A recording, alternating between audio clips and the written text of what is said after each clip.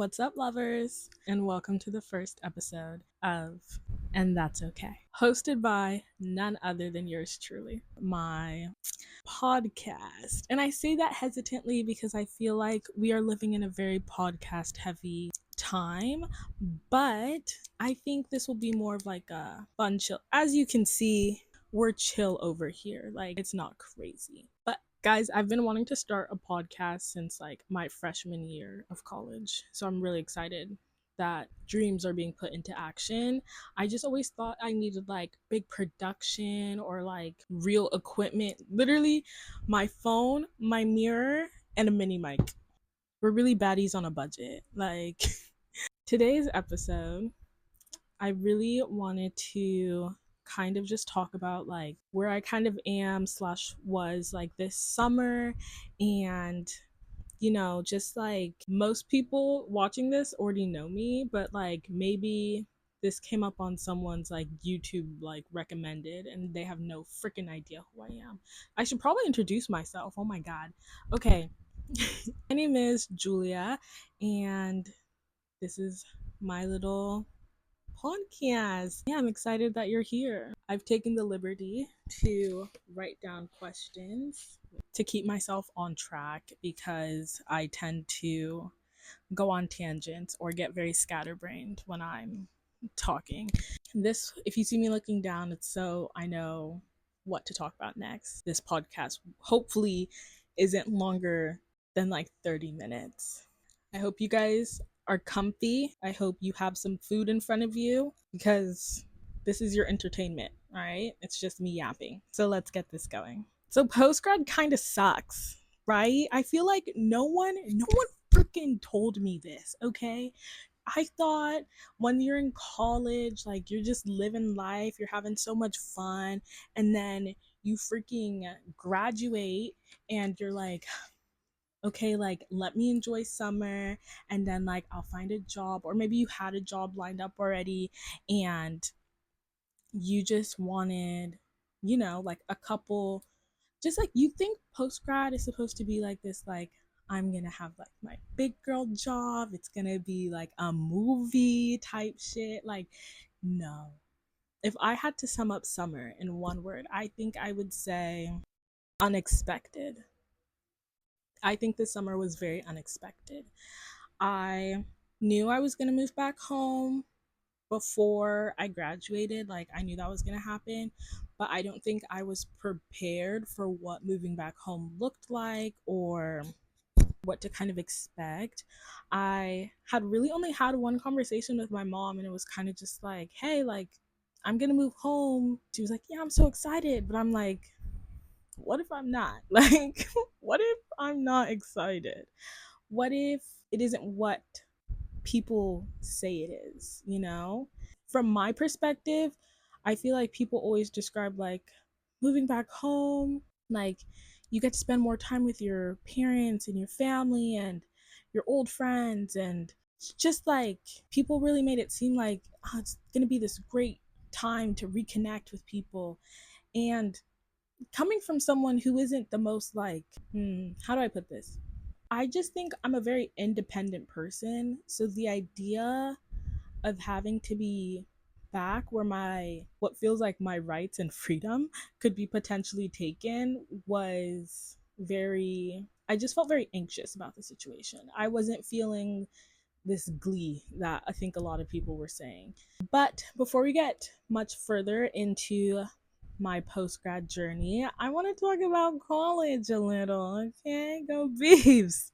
And I'm gonna do a whole separate podcast about like my beginnings of college and like how living on campus is and what you learn from like living with different people and like school and balancing life and all these other things that come with living at your university. But I'm just going to talk about kind of like spring term, like this past spring term. So I think one of the best parts about my senior year, or just like the last 2 years of my college experience, was getting to live with my friends. I feel very grateful that I got to live with my friends the last 2 years of my college experience. And just to set it up for anyone who doesn't know, I lived with 4 girls. We were all really good, close friends. Like, maybe not all of us at the beginning, but like we all grew to be really close friends by graduation time. Best experience ever. Okay, like there's nothing like having movie nights or just like like it's, I think it's the most mundane things that makes living with your friends like the best time. It's like the random that happens on a Thursday evening when you were supposed to just be like doing your homework, but you know, now glass pans are blowing up or something. Like that literally happened. Book club or just like putting up Christmas decorations. Like it's just, I'm so grateful that I got, and you like learn about yourself and each other in a way that's like, you just get really comfortable with people. Like when you live with your friends, like there's gonna be times like you're not talking, like you're just sitting on the couch chilling, or even like arguments, like when you live with someone, like you work through it, you know. I just really appreciated that time, and I will always look back on my townhouse as like one of my favorite living experiences ever. So shout out to every single one of my roommates. I love you guys so dearly. I think what I miss the most about living alone again was probably just that like independence and that freedom that I had. I think that's just something I had to adjust to moving back home. Like when you live by yourself in college, like no one's asking you like, "Oh, where are you going? Who are you going out with? When will you be back?" Like, girl, I don't know. Like we're going with the flow over here. Also just like having to survive for yourself, if that makes sense. I think like not everything needs to be like shared, you know. Like I definitely enjoyed like making meals for myself. Anyways, yeah, I think it's just an adjustment, and something I miss is having autonomy. Guys, also, I never know if I'm using these big words right. I just assume. Like I have a bachelor's degree, so we're gonna just say I'm right, okay? Okay, transitioning now into like our overarching theme of why postgrad kind of sucks. Okay, I set very, I think, high expectations of myself for what I thought my life after college would look like, and the fact that it kind of didn't go how I wanted was very disappointing and upsetting. But I also think that it's like half expectation, half mindset. And this isn't going to equal 100%, but then like 30% reality, you know? I think the hardest part initially about postgrad was definitely moving back home and trying to see out those expectations I had for myself.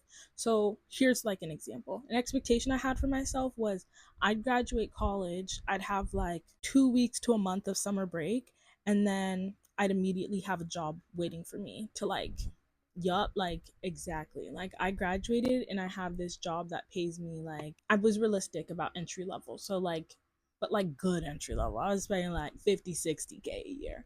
You know, that was what I had thought. Like, I don't know, just like I guess from like media and like movies and shit, like that's what happened. Like the girls graduated and they were established in their jobs. There was no awkward living at home time period. I think that part of reality kind of like boom shot my expectation like out the sky. But I definitely think something that helped was you kind of have to just readjust your mindset. Like, okay, I graduated college, the job that I had lined up fell through. It's been many, many months of applying for jobs and I still haven't found anything. What do I do? And honestly, I think the best thing, especially for someone like me, I'm very type B. I think if I was more of a type A person, very like, okay, like I'm gonna apply for 20 jobs, or not 20, I feel like that's a lot. I'm gonna apply for 5 jobs every day for the next 2 weeks and see what hits. Like I could never, I could never be that organized, I think. So I think what I had to do was kind of take a step back from my surroundings and the situation I was in. And what that looked like for me was going to California for 2 weeks. That's what that looked like.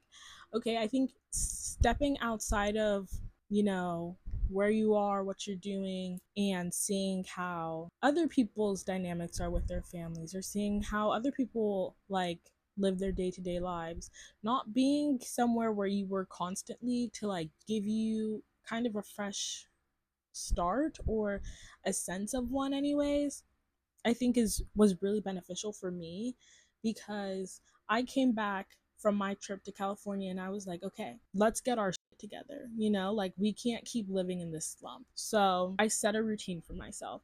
And a routine for Julia can look so different than a routine for you, lover. My routine was like, I had a simple goal of going to the gym, right? Like, if I could just make it to the gym, no matter what time I made it at, I was happy, right? Or I didn't start with the gym. I think I started with walking. I was like, let's go touch grass, right? Because I think before, like, I was just very heavily into my phone, heavily, like, I wasn't seeing anyone. Like, we're on a tangent. We're on a tangent. Guys, let me just finish the thought and then we'll jump. Setting a routine for myself, I think definitely helped the most. I think making sure that you have something to look forward to almost on a daily basis, I think is important, because otherwise you're just kind of living in limbo. When I tell you guys, I didn't know what day it was most days. Like, I was just kind of existing to exist. And I would apply for a job here and there, or I'd maybe go see like a friend or every other week or something.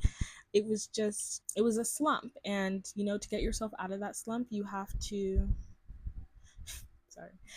pull yourself out of it. At the end of the day, you're gonna have to be the one to do it. I don't know what reason we're on, but okay, let's say 3. All right, reason 3 why postgrad sucked.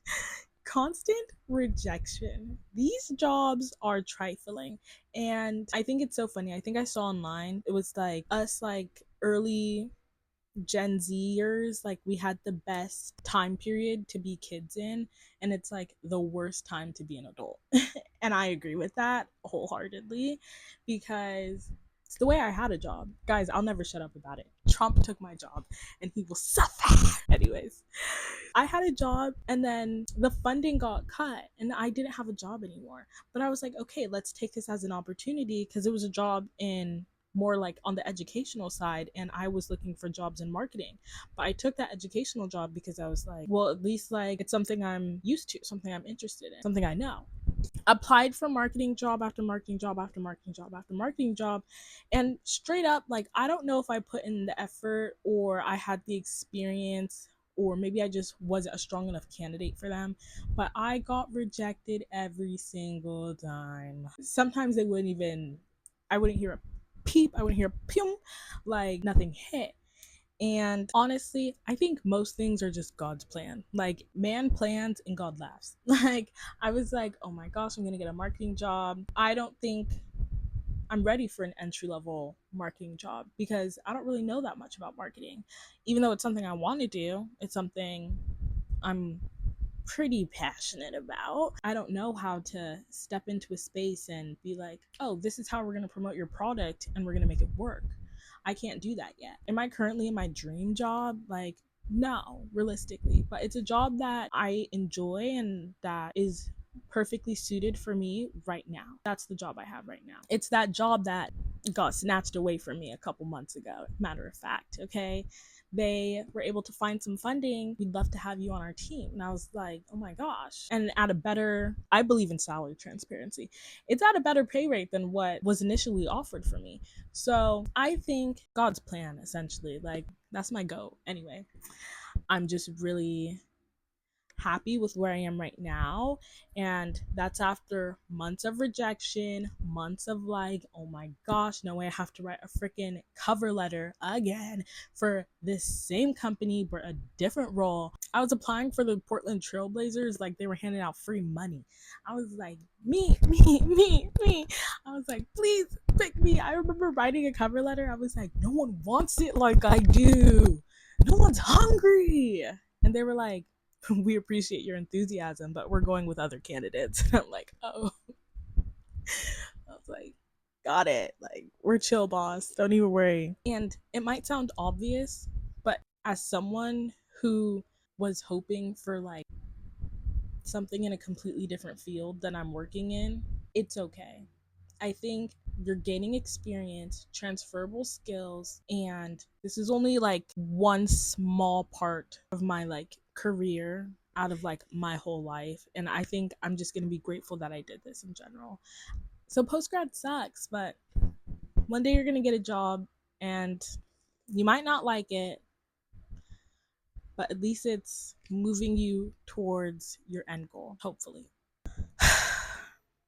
Post grad sucks because I miss my friends all the time. Let's go back to the beginning, right? When I was talking about how this beautiful illusion of what I thought post grad would be, reconnecting with old friends, like seeing your hometown friends and going out in your hometown and exploring your home city and all these things. And no, no. I'm pretty sure my mom asked me on like 3 separate occasions if I was depressed, like, because I would just be at home and I wouldn't leave my room for like hours. And I think she only asked that because she knows I'm like a sociable person and I love hanging out with my friends. And the fact that I wasn't seeing them, she was like concerned. Where my baddies at, you know? I think I just want to get across to you guys that if you're feeling like sad or lonely and you're missing your friends because you all moved back to your hometowns and you have to drive hours to see each other or even catch a freaking flight, all right? Like, it's okay. Like, it's okay to be upset and it's okay to allow yourself to be sad about those things because it's real. It's literally real. And let me be a testament to it, okay? Like, part of it is like you think you're gonna reconnect with people from your hometown. You haven't seen them once, all right? Or you haven't really talked to those people in 2 years. Like, it's not gonna be, especially for someone like me, like I present as extroverted, but trust me, there's an awkward side here, all right? An awkward weirdo. And it's not easy for everyone to just reach out and be like, oh my God, like, how have you been? Like, let's hang out. Or even if you say that, like, how many times do you actually follow through to go hang out? For me, I'm at like a 5% chance that I tell you, like, oh my God, we should hang out. And I actually do. Like, or we actually do. Because it's like, who's gonna put in the effort to make those plans? That's part of it. Like, if you want to reconnect with people, like, you have to accept that you're gonna have to put in effort that they might not put in. But you know, if you actually want to keep that person in your life, then you're gonna go ahead and try. I think the best thing you can do is like just try and stay as connected to your friends as possible. Like me, I post on Snapchat like a crazy person. You would think Snapchat is paying me for the stuff I post on there, but I just do that because I know my 10 friends who are on that story or whatever, however many people are watching that, like I kind of view it as a way for like you to at least know what's going on in my life, even if I'm not telling you directly. Like I want you to know how I'm doing, or if I want to like randomly text you or call you, you're not going to be like, what do you mean you have a gym crush? Like you should know I have a gym crush, because so that when I bring it up, it's not crazy. Just trying to find ways to stay connected with people. And lordy, let me tell you, this is why I need a freaking Canon G7X, because my storage just ran out. Anyways, guys, let's really hope that doesn't happen when I have guests on, because that's gonna be embarrassing.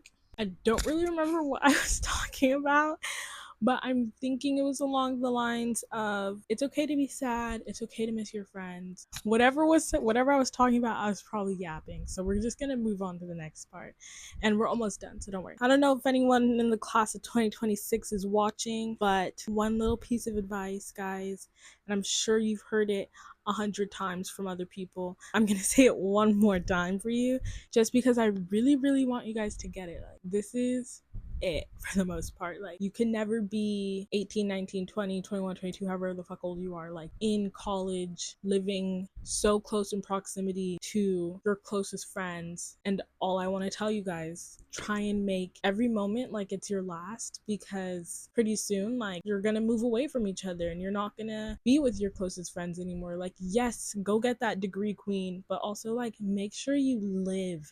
Make sure you get those life experiences that you get to tell your kids about one day. Like, build that lore, you know? Because one thing they can't say is I didn't have fun in college. I had a ball at a time. Make sure you don't leave that hole with any regrets, basically. So postgrad right now, I have a full-time job. I'm getting into a new routine and I'm trying to like build my life kind of, or just kind of start being an adult, because that's what I am. That's what we are. So, just trying to take the steps and strides I need to just kind of be putting my best foot forward, and I will still do the things I want to do. I'm not done traveling. You guys thought my passport was all stamped out. Wrong. All right, there's always another place to go. I think postgrad is messy and uncertain and really bittersweet. That job you thought you wanted, you might not get, and that's okay. Moving might not be all lollipops and rainbows. Missing your friends sucks, but it's only temporary. And at the end of the day, it'll all be okay. You guys see the title come through? So I don't know. I just really hope you guys take away from this episode that life is messy, especially for a recent grad trying to figure out her place in this new working class. It's hard, but I believe in us. So yeah, postgrad kind of sucks, and that's okay. Thank you so much for listening to this episode. I hope that it wasn't too boring, or I don't know. I hope you guys just got something out of it, whether you were entertained or if you felt vindicated, or like if you felt like you could relate to what I was talking about, then I'll take the win. All right. Thank you so much for listening, and stay tuned for my next video. It might be a vlog. All right. Bye, lovers.